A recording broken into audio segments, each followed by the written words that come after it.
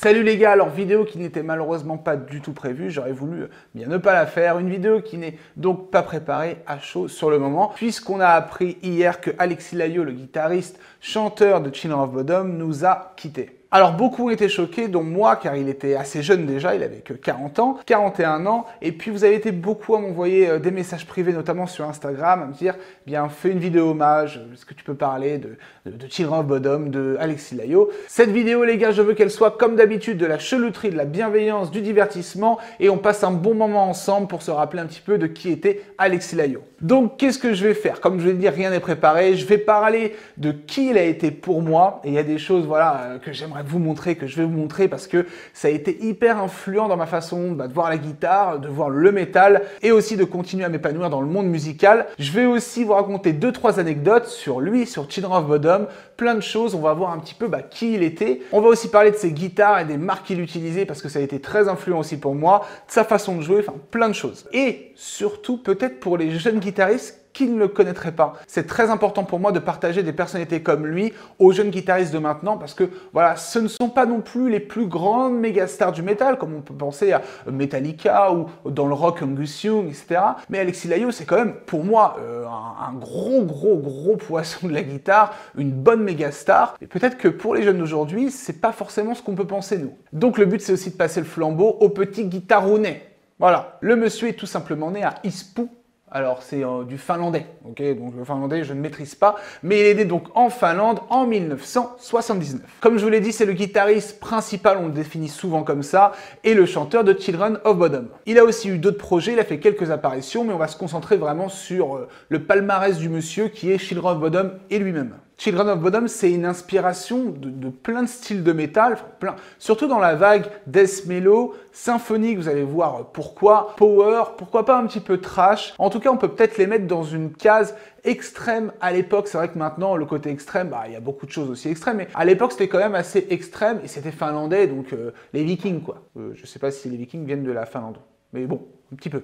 Et il avait surtout cette voix, et ça on va beaucoup en parler dans ma propre expérience qui m'a choqué, je vous dirai ça juste après. Il avait cette voix qui venait effectivement du côté scream, du côté hurler, crier, un petit peu façon black. Donc voilà, Children of Bodom c'est ça, je vous invite effectivement si vous ne connaissez pas à aller écouter directement les titres les plus conséquents. Il y a par exemple Downfall, Are You Dead Yet, Headbreeder, enfin plein d'autres, n'hésitez pas à aller checker tout ça. Donc Alexis Laio, pour moi, parce que je vais surtout parler de ma vision, de comment je vois les choses, on peut avoir des avis différents, il a été surtout influencé par des gars comme Yngwie Malmsteen, ça j'en suis sûr à 100%, Zakk Wylde, aussi je pense les mecs de Iron Maiden, parce qu'on trouve pas mal de choses dans un esprit un peu Iron Maiden, mais façon un petit peu plus énervée, on va dire. Mais aussi Randy Rhoads, notamment pour ses guitares, et plein d'autres dans cet esprit-là. Je pense aussi qu'il a saigné du Metallica et des groupes finlandais que là, je ne connaîtrais pas assez. Voilà, parce que la Finlande, tout ça, le côté là, vous voyez, vous prenez une carte de l'Europe, vous mettez un petit pic sur la droite, et bien tout ça, ils sont un petit peu vénères en métal. Donc c'est un gros mélange de ces influences-là, et lui, il a incorporé son propre jeu.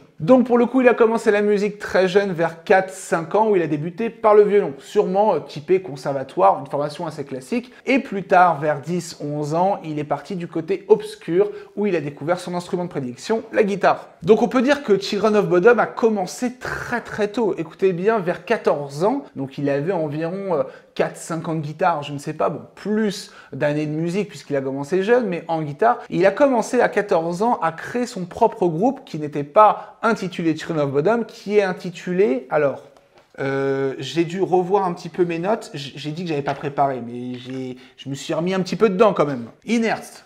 Inner-Steed, j'avais oublié. Donc il a commencé à 14 ans directement à créer ce groupe-là qui était, voilà, on va dire un global de death metal. Je vous l'ai dit, les Finlandais, ils sont énervés. Il prend directement le poste du chanteur-guitariste. Voilà, il maîtrise tout, le gars. Donc Alexis Laiho et ses gars sont assez jeunes à ce moment-là, mais c'est pas pour autant en fait qu'ils voilà, ils veulent y aller, ils veulent limite se professionnaliser parce qu'ils essayent, ils sortent des choses, ils essayent, mais il n'y a pas tant de succès que ça. Et c'est juste après qu'ils ont eu l'idée de transformer un peu leur death metal qui était lourd, plutôt en death metal un petit peu plus mélo. Et ce qui se passe, c'est qu'il va faire appel à un ami à lui qui s'appelle Weirman, son pseudo, qui va prendre le poste de claviériste. Et c'est ici que, voilà, tout se retourne. Et ça, c'est 3-4 ans plus tard. On est en 96-97, donc lui, il doit avoir 17-18 ans, quelque chose comme ça. Donc ils sont très jeunes. Et c'est à partir de là qu'il se renomme Children of Bodom. Alors, on va faire une petite parenthèse sur d'où vient ce nom, parce que vous allez voir, il y a quand même une histoire un petit peu sale derrière ça. Children of Bodom s'est inspiré d'une histoire vraie, une histoire tragique d'un meurtre au lac Bodom. Le lac Bodom, c'est où? C'est quoi? C'est un lac, effectivement, je crois, en Finlande, justement à Espoo, là où il est né. Et il s'est passé, voilà, une histoire un petit peu meurtrière.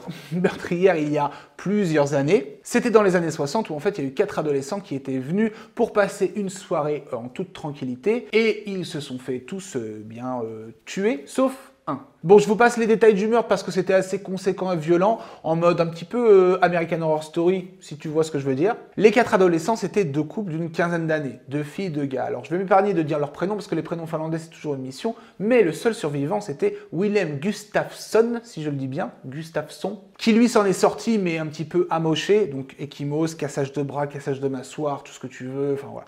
Un petit peu complexe, le réveil. Et il a dit, je cite, parce que là, j'ai pris 2-3 petites notes quand même, j'ai vu cette nuit-là des yeux noirs et rouges vifs venir vers nous, venir vers eux. Bon, voilà, on en est là. Donc ça, c'est ce qu'il a dit aux autorités. Et ce qui s'est passé, c'est que pendant plein d'années, il y a eu des gens qui ont été suspectés, ils ont été vus, etc. Voilà, des gens un petit peu avec des casiers judiciaires, des gens qui pourraient se trouver sur les lieux, mais on n'a trouvé personne. 44 ans plus tard, après les meurtres, Gustafsson, qui est toujours vivant, se fait arrêter. Parce qu'a priori, ça serait lui, au final, qui aurait tué les 3 autres et qui avait eu une grosse scène de jalousie et qui s'était acharné sur la nana, etc. Parce qu'a priori, elle était beaucoup plus amochée que le reste. Donc ça aurait été lui le méchant, le coupable, quoi. Donc perpétuité pour lui. Mais ce qui se passe, c'est qu'encore quelques petites années plus tard, ils ont revu avec les techniques modernes, scientifiques, etc. Et il paraît que, au final, non, ce n'est pas Gustafsson qui a tué tout le monde. Voilà, je ne sais pas comment ils ont fait leur affaire, on ne va pas rentrer là-dessus. Hein. N'oubliez pas que c'était une parenthèse à la base. Donc, il a été acquitté. Ils lui ont donné une somme d'argent, voilà, pour retravailler son moral et retravailler son envie de vivre. J'en sais rien, je ne sais pas. En tout cas, il a été acquitté et jusqu'à présent, on ne sait toujours pas qui a tué, c'est toujours un mystère. Fin de la parenthèse. Donc voilà d'où vient le nom Children of Bodom. Donc je trouve ça bien recherché, surtout par rapport à la musique qu'ils font, assez agressive, ils viennent de Finlande, ils sont nés dans le truc, bref. Et à l'époque, en fait, j'avais eu connaissance de ça, parce que sûrement je recherchais ou quoi que ce soit, d'où ça vient, je ne sais pas, j'en sais rien. Et ça m'avait choqué, et c'est vrai qu'on s'aperçoit que quand il y a une histoire derrière les noms de groupe, en tout cas une histoire plutôt marquante, choquante pour soi ou quoi que ce soit, eh bien c'est quelque chose qui te fait encore plus aller rechercher ces groupes-là. C'était mon petit kiff de vous dire ça, quoi. Donc c'est à partir de ce moment-là où ils sont renommés Children of Bodom et surtout qu'ils aient trouvé leur fameux petit claviériste qui vont les amener vers une teinte beaucoup plus death, mélo, sympho, etc.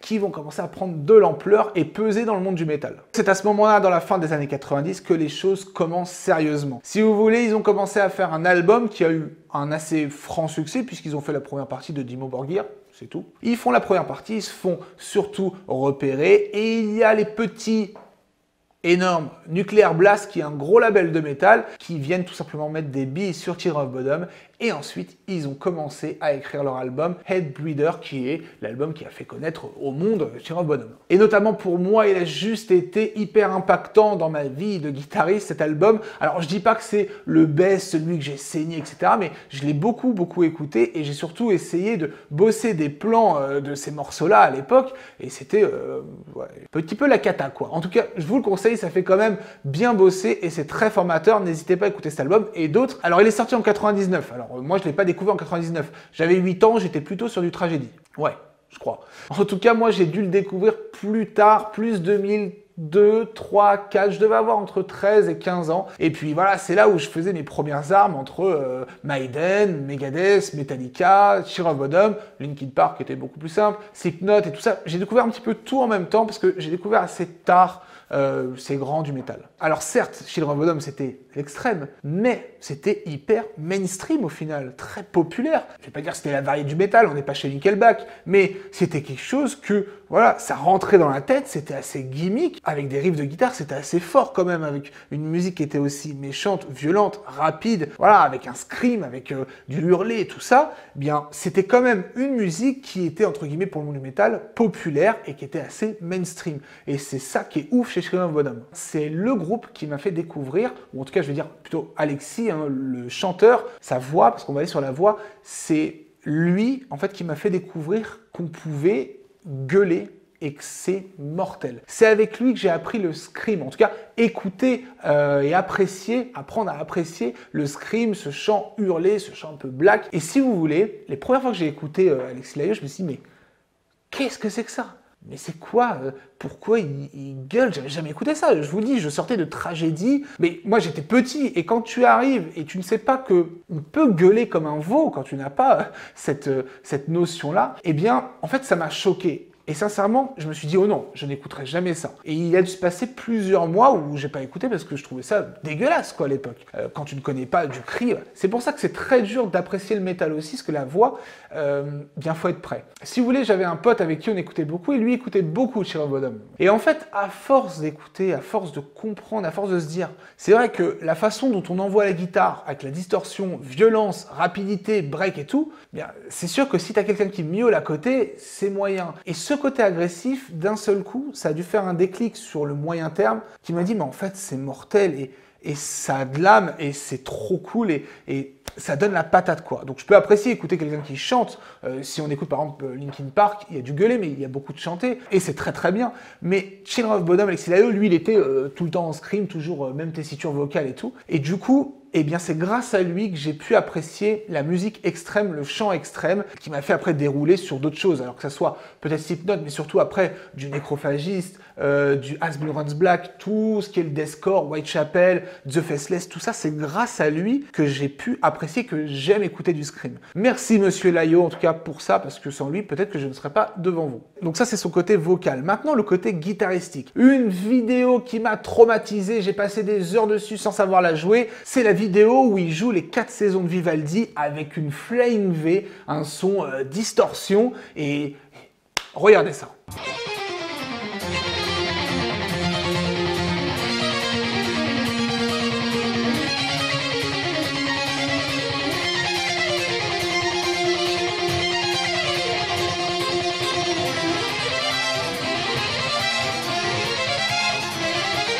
Cette vidéo, les gars, mais si vous saviez combien de fois je l'ai maté, mais là, il y a 4 300 000 vues, les 300 000 vues, c'est moi, c'est sûr. Je me la suis maté, mais des milliers de fois, parce que j'appréciais déjà l'écouter, je trouvais ça trop beau, trop cool, trop ouf, que des métalleux comme ça, aux cheveux longs, vénères, que je n'ai pas, eh bien, jouent du classique, parce qu'on va parler un petit peu aussi de ces influences classiques. Je trouvais ça affolant, j'ai aussi essayé de la jouer, j'ai dû me planter, je me souviens m'être galéré plein de fois. Je pense que je la reprendrai, un de ces 4. D'ailleurs, dites-moi dans les commentaires si vous voulez que ça soit un de mes prochains challenges, comme l'année dernière avec Inouï Malastime. Mais voilà, cette vidéo, elle est trop bien. N'hésitez pas à checker les tablatures, essayez. Et du coup, il joue les 4 saisons de Vivaldi.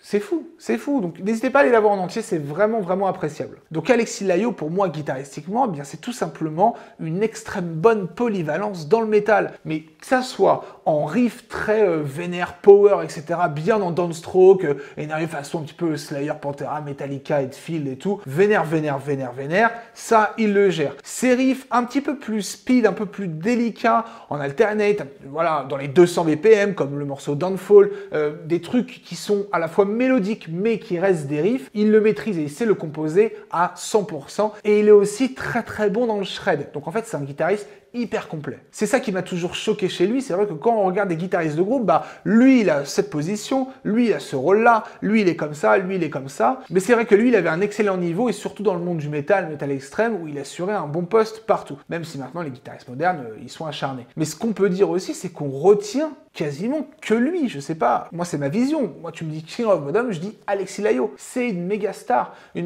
qui chante nickel avec ses placements, une méga star qui joue parfaitement, qui compose beaucoup pour Children of Bodom, surtout lui. Après, je sais pas exactement, j'étais pas non plus l'inspecteur de ce groupe-là, mais je sais que quand on parle de Children of Bodom, on parle d'Alexis Laio et c'est pas pour rien. Donc voilà, c'était un petit peu notre couteau suisse du métal et je pense qu'il en a influencé beaucoup des guitaristes qui ont commencé la guitare dans les années 2000, etc. Alors je vais parler pour moi, mais dites-moi aussi en commentaire si Alexis Laio ou aussi Children of Bodom, les deux, ont eu un impact sur votre vision un petit peu de la musique, du métal, votre évolution, que ça soit guitaristique ou au niveau du chant, ou si vous êtes batteur, etc. Car encore une fois, pour moi, eh bien j'avais mes guitaristes fétiches, c'était pas Children of Bodom, mes préférés, j'adorais, mais j'avais mes guitaristes sur qui je bossais. Et Alexis Laio et Children of Bodom, c'est toujours le groupe vers lequel j'ai été pour un petit peu m'évader et surtout bosser d'autres choses, mais tout le temps. En fait, tout le temps, c'était un petit peu ma roue de secours et c'est pour ça qu'il y a eu un gros impact pour moi.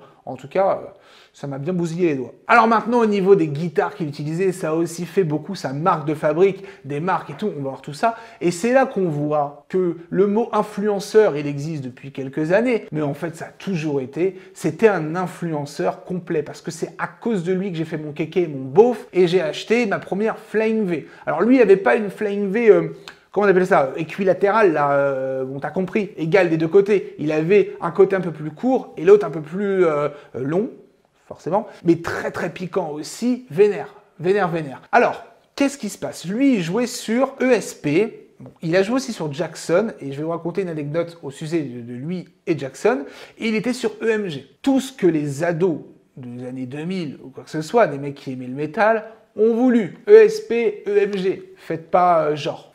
Alors, il y a eu ceux qui étaient école Ibanez, c'est sûr, mais faites pas genre. Hein. LTD, EMG, on sait très bien, on est tous passés par là. Et lui, donc, il avait ces fameuses alors, je sais plus le nom. C'est quoi déjà? Je crois que c'est les Rhodes ou quoi que ce soit, le fait que ce soit raboté. On va dire Flying V, les V. Ok, vous m'avez compris. Il avait ces fameuses Flying V, alors il y avait des noirs avec du rose fluo, des noirs avec du vert, du truc. EMG, violence absolue à l'époque. J'ai déjà donné mon avis actuel sur EMG, mais on n'est pas là pour parler de ça. Et donc il jouait exclusivement sur ça. Et ça lui donnait vraiment un style. Au final, moi j'ai connu le Flying V grâce à lui, j'ai voulu en acheter grâce à lui. Ça donnait un pur style. Pourquoi les Flying V? Parce que le côté agressif, il était fan de Randy Rhoads. Randy Rhoads, il avait ses signatures chez Jackson. Et comme je vous l'ai dit, il était chez Jackson. Mais ce qui se passe, c'est qu'il s'est fait voler toutes ses guitares.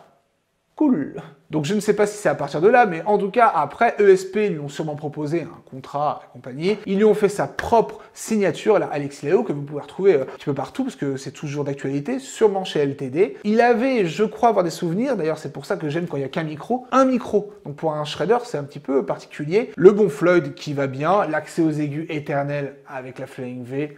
Moi, je trouve que la Flying V, ça va que à lui, à Randy Rhoads, à Hetfield. Moi, ça m'allait pas en tout cas, donc j'ai vite revendu ça. C'était pas mon style de guitare, j'ai déjà joué dessus, par contre, c'est énervé. Mais voilà, ESP, EMG, tout ce que j'ai kiffé. Vous comprenez un petit peu pourquoi maintenant, où j'en suis. Ah, maintenant, elle est plus là. Je vais lire ma petite MH. Oui, tu as vu une Kiesel là-bas.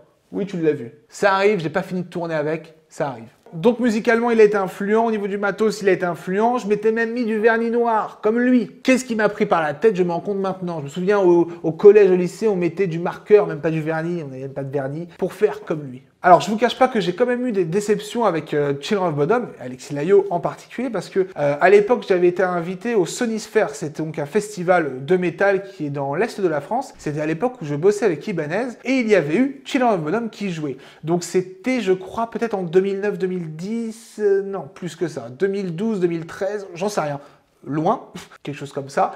Et qu'est-ce qui se passe, c'est que je suis allé à la prestation de Children of Bodom, et c'est vrai que, bien écoutez, c'était pas fameux. Il a eu quand même beaucoup d'excès d'alcool, beaucoup d'excès en général. C'était pas nul et rempli d'erreurs, les choses étaient jouées, mais c'est vrai que chez Alexis Layo en tout cas, et dans l'ensemble du groupe, ça sentait un petit peu l'excès de certaines choses qui font que ton show n'est pas du tout de qualité. Et j'avais été pas mal déçu, c'était pas très grave, mais pas mal déçu parce que pour moi, voilà, quand je les avais vus en concert, que ce soit sur YouTube avant, j'avais jamais eu la chance de les voir. C'était quand même assez balèze, assez ouf, même au niveau des décors, c'était hyper travaillé, des lumières, voilà, de l'ambiance qu'ils mettaient sur scène, du son et surtout du rôle de Alexis Layo. Là, ça sentait un petit peu la fatigue. Alors, je sais qu'il a été malade sur certains shows. Je crois pas que c'était l'époque, mais bon, c'était presque moyen, quoi. Bref, on peut dire que ce concert, c'était qu'un léger détail par rapport à tout ce que Alexis Layo et Chiro Modum m'ont apporté, que ça soit dans mon métier, quand je donne des cours, voilà, des choses que je transmets, que ça soit dans ma composition, des choses que je reproduis, on a forcément des traces, que ça soit aussi dans la création de la choulouterie. Peut-être qu'il a eu un petit rôle, enfin en tout cas, il a eu un gros rôle dans ma vie guitaristique, on peut dire ça comme ça. Et je terminerai cette vidéo par dire... C'est très idiot ce que je vais dire, voilà, qu'effectivement ça fait chier qu'il ne soit plus là, mais surtout que j'ai la rage parce qu'en 2019, donc il n'y a pas si longtemps, il avait annoncé qu'il allait revenir avec Children of Bodom sous un autre nom qui était Bodom After Midnight. Et si vous voulez, quand j'avais appris ça en 2019, je m'étais remis dans mes playlists Spotify un petit peu du Children of Bodom, j'en ai même fait avec des élèves, etc. Et voilà, ça m'avait fait des bons souvenirs, des bonnes choses, mais écoutez, c'est pas très grave, je pense qu'il est en train de faire une belle impro ou un bon buff avec Lemmy de Motörhead. Je le vois bien avec Lemmy de Motörhead. En tout cas, les gars, j'espère que vous avez apprécié ça. Mettez en commentaire tout ce que vous pensez de notre ami Alexis Layo. Moi, je vous remercie, vous, d'avoir regardé cette vidéo. Je remercie forcément Alexis Layo, comme je l'ai fait. Children of Bodom. Ciao, les gars.